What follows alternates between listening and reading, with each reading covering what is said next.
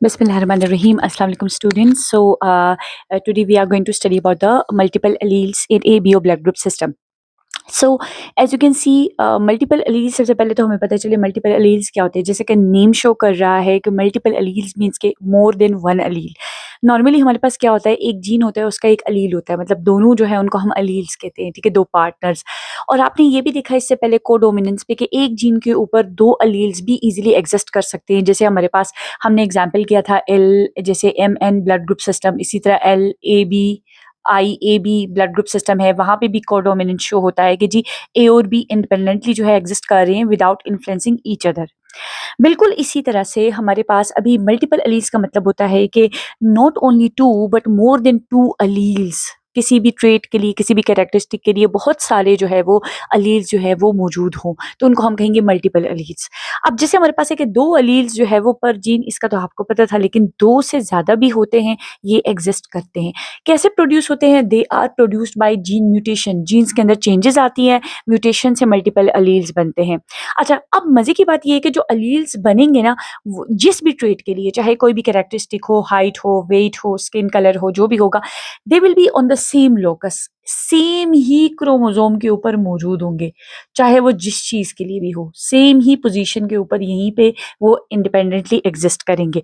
अच्छा, ट्रेट्स आपको पता होना चाहिए, बहुत सारे ऐसे ट्रेट्स भी हैं जिनसे 100 से ज़्यादा अलील्स भी एग्जिस्ट करते हैं, मगर एक लोकस के ऊपर दो अलील से ज़्यादा नहीं हो सकते। क्यों नहीं हो सकते? आपको पता है कि जैसे डिप्लॉयड ऑर्गेनिज्म में हर जो लोकस है, मतलब जीन, हम उसको ट्वाइस रिप्रेजेंट करते हैं, राइट?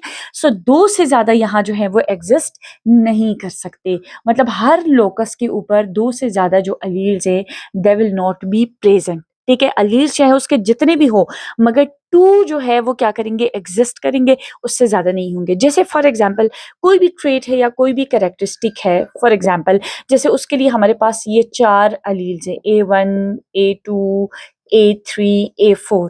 ठीक है, अब जाहिर सी बात है, ह्यूमन, क्योंकि हमारे पास हम डिप्लॉयड ऑर्गेनिज्म है, तो हमारे अंदर जो है वो ये होगा कि इनकी डिफरेंट कॉम्बिनेशंस बनेंगी, इनकी दो दो कॉम्बिनेशंस बनेंगी। जैसे हमारे पास जैसे A1 और A2, A1 और A3, A1 और A4, A2 और A3, A2 और A4, जितने भी कॉम्बिनेशंस आप इनके आपस में बना सकते हैं वो कॉम्बिनेशंस बनेंगे।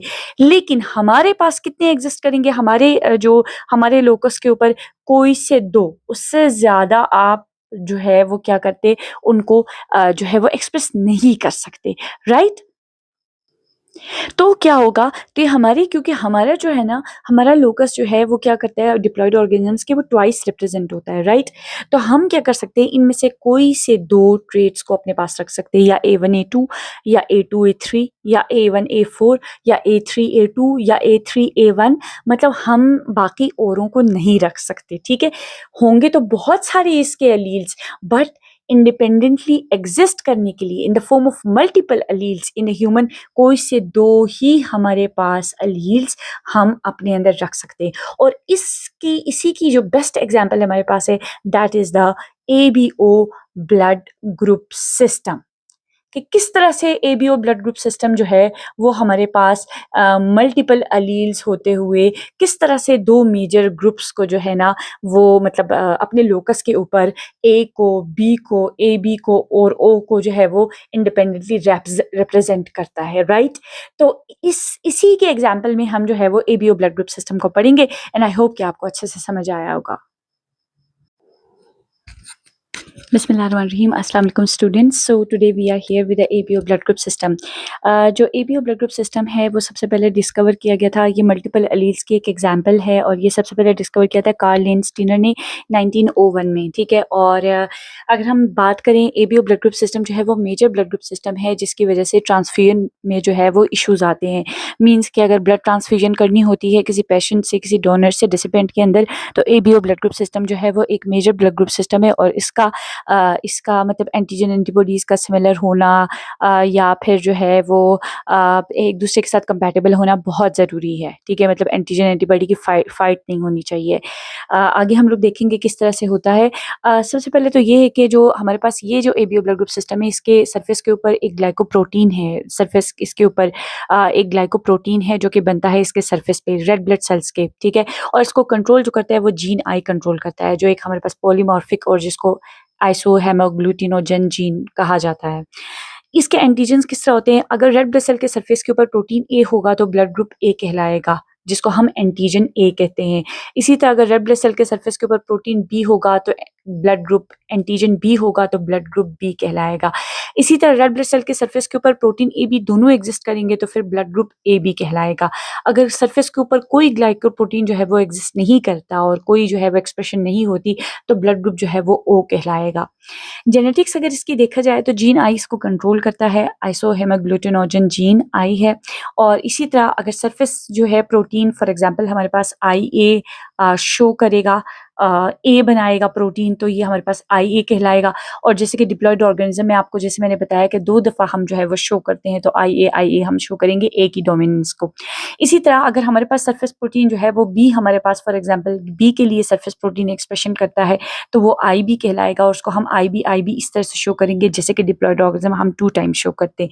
लेकिन इसी तरह अगर कोई सरफेस ग्लाइकोप्रोटीन शो नहीं होता तो फिर हम उसको किससे रिप्रेजेंट करेंगे? आई से, और वो भी हम किससे रिप्रेजेंट करेंगे? स्मॉल आई और स्मॉल आई से रिप्रेजेंट करेंगे। इसी तरह एज़ आई टोल्ड यू कि अगर हमारे पास कोई सरफेस प्रोटीन एक्सप्रेशन नहीं होगी तो वो हमें आई दिखाएगा, उसको हम आई से स्मॉल आई से रिप्रेजेंट करेंगे जो कि ब्लड ग्रुप जो है वो ओ होगा। ओके, ये जो हमारे पास ये जो फिनोटाइप्स हैं, जो 3 हमारे पास एलील्स हैं, ये 4 डिफरेंट ब्लड टाइप्स बनाती हैं, एबी, बीबी, एबीबी और ओबी। अब इनके डोमिनेंस रिलेशंस भी बहुत इंटरेस्टिंग से है। मतलब अगर हम देखा जाए जो आईए होता है ना, फॉर एग्जांपल आईए जो है that is completely dominant to small I. बिल्कुल in the same way IB भी जो होता है that is completely dominant to small I. इसका क्या मतलब है? इसका ये मतलब है कि अगर कोई भी एलील हमारे पास फॉर एग्जांपल आई ए की फॉर्म में एग्जिस्ट करेगा तब भी ये ब्लड ग्रुप ए कहलाएगा। और अगर कोई भी अलील हमारे पास ए और स्मॉल आई की फॉर्म में एग्जिस्ट करेगा तब भी ये ब्लड ग्रुप ए कहलाएगा। क्यों? Because A is completely dominant over the small I. तो ये स्मॉल आई को रेसेसिव रखता है, इसको एक्सप्रेस होने नहीं देता, वो खुद ही एक्सप्रेस कर लेता है। तो ये ब्लड ग्रुप ए।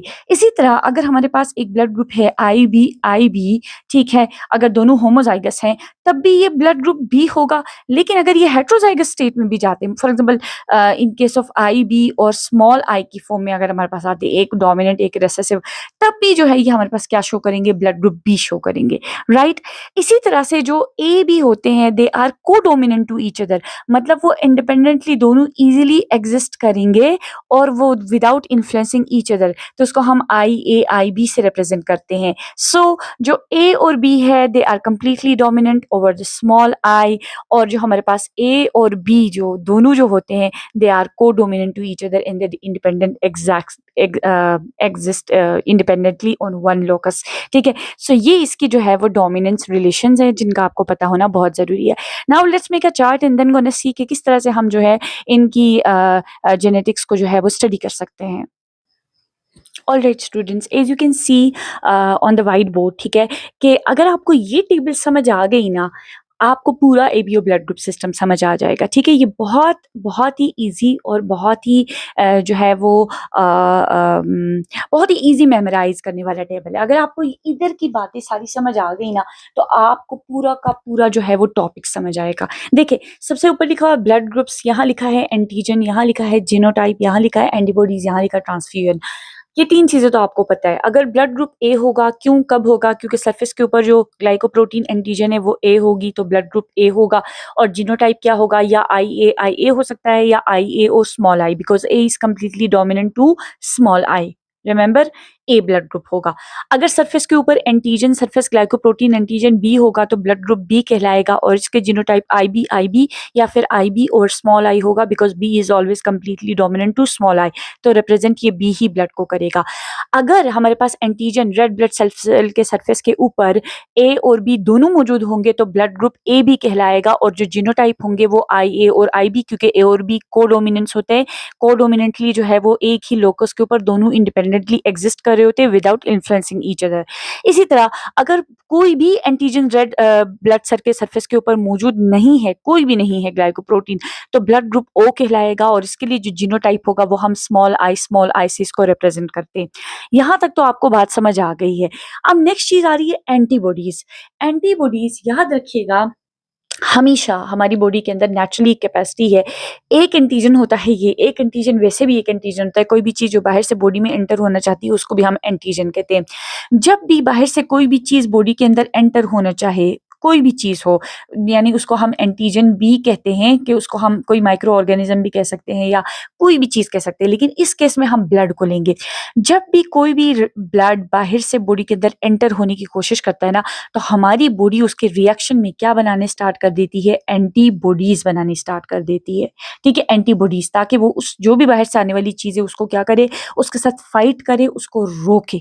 राइट, तो हमेशा जो ब्लड ग्रुप ए हो गया है ना, उसके पास हमेशा एंटी बी एंटीबॉडीज होंगी, कि वो बी के खिलाफ हमेशा एंटीबॉडीज बनाएगी, अपने खिलाफ नहीं बनाएगी, एंटी ए नहीं बल्कि एंटी बी एंटीबॉडीज होगी। जिसका ब्लड ग्रुप बी होगा उसके पास हमेशा एंटी ए एंटीबॉडीज होंगी, बी के खिलाफ नहीं होंगी, ए के खिलाफ होंगी। इसी तरह जिसका ब्लड ग्रुप ए भी होगा उसके पास कोई एंटीबॉडीज नहीं होंगी। क्यों नहीं होंगी? अगर वो ए के खिलाफ भी बनाएगा तो भी वो अपने ए को डैमेज करेगा, अगर वो बी के खिलाफ भी बनाएगा तो अपनी ही बी को डैमेज करेगा, तो उसके पास कोई एंटीबॉडी नहीं होगी। और जो ब्लड ग्रुप ओ होगा ना, उसके पास दोनों एंटीबॉडीज होंगी। समझ आ रही है आप लोगों को? क्यों? क्योंकि उसके पास पहले ही ना ए है ना बी है एंटीजन, तो उसके पास जो एंटीबॉडीज होंगे वो दोनों होंगे। ये बात मेरी समझ आ गई आप लोगों को, कि कभी भी कोई भी बाहर से कोई चीज आएगी, चाहे in form of the blood, जो ये एंटीजन या कोई in the form of blood जब भी आएगा, और ब्लड के पास क्या होता है, सरफेस प्रोटीन पे एंटीजन होता है, जब भी बाहर से आएगा तो उसके खिलाफ क्या बनेंगे, एंटीबॉडीज बनेंगे। इन ब्लड ग्रुप्स के खिलाफ ये एंटीबॉडीज बनेंगे। समझ आई आप लोगों को? अब चीज आती है आगे ट्रांसफ्यूजन। यहाँ पे ट्रांसफ्यूजन का मतलब है कि ब्लड को रिसीव करना। जिसका ब्लड ग्रुप ए है वो ब्लड सिर्फ ए से रिसीव करेगा और ओ से। ए से तो समझ आती है, ए ब्लड ग्रुप है, ए से रिसीव करेगा, बी से कभी नहीं कर सकता। क्यों? क्योंकि बाहर से अगर बी आएगा तो इसके पास एंटी बी एंटीबॉडीज है, ये उस बी ब्लड को मारने की कोशिश कर देगा, उसको खत्म करने की कोशिश करेगा, बॉडी को डैमेज कर देगा। इसीलिए ए जो ब्लड ग्रुप है वो सिर्फ ए से ब्लड रिसीव करेगा एंड ओ से करेगा। ओ से क्यों करेगा? क्यों? ओ के पास कोई एंटीजन मौजूद नहीं है। बेशक इसके पास एंटीबॉडीज दोनों है, लेकिन जब ओ बाहर से आएगा तो उसके एंटीजन को देख के ए रिएक्ट करेगा। जब ओ के पास कोई एंटीजन ही नहीं होगा तो उसको एंटीबॉडीज बनाने की जरूरत ही नहीं पड़ेंगे। तो ए ब्लड ग्रुप हमेशा ए और ओ से ब्लड रिसीव कर सकता है। इसी तरह बी ब्लड ग्रुप है। बी ब्लड ग्रुप जो है वो क्या कर सकता है, उसके पास एंटीबॉडीज ए है, मगर वो रिसीव करता है ब्लड बी से। समझ आती है, बी है तो बी से रिसीव करेगा, क्योंकि उसके पास तो एंटी ए एंटीबॉडीज है, और वो ओ से भी करेगा। ओ से क्यों करेगा? बिकॉज ओ के पास कोई एंटीजन नहीं है जो इस बी के एंटीबॉडीज के साथ जाके लड़े। यानी इसके पास कोई एंटीजन होता तो बी के एंटीबॉडीज जाके उससे लड़ते, कोई एंटीजन नहीं है तो इजीली बी ओ से भी रिसीव करेगा। अब ए बी है, ए बी सबसे रिसीव कर सकता है, ए से भी, बी से भी, ओ से भी। क्यों?